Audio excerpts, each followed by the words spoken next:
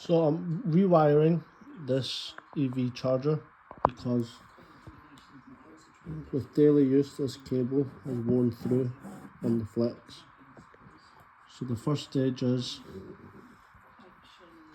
take out all these rubber bungs that keep it watertight and take the screws out to open the housing. There will be two more Torx bits here, which I will do as well. So I've got this piece of flex. What we need to do is make sure you look at the stamp, and it should be 3G 1.5mm squared. Now the old one was connected onto these three posts with screws and spring washers onto these ends here, which I have taken off now. So all I need to do now is strip this back enough. Ideally I would get this connector, but I may solder them straight in here. So I've put it back together now. What you need is a T10 bit, a screwdriver, maybe some pliers. Make sure it's got 13 amp fuse. Wired it in using some new ones of those. Screw them straight back in. Close it up, put the lugs back on, job's a good one. Now, where to find these cables? This actually came from an old fridge. So if you look at the cable it did come with, 1.5mm squared is the cable thickness you need for the copper.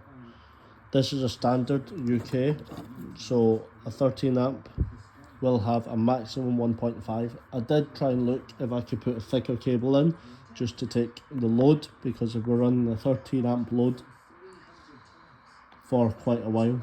Unfortunately the thickest you can go for UK plug, from what I have found, is a 1.5mm squared. So that's why I replaced it with this. Make sure it's 13 amp, make sure it's 1.5mm square. It's the same thickness, it's the same size, it's the same rating, so you should be good. And this wasn't all that difficult to dismantle.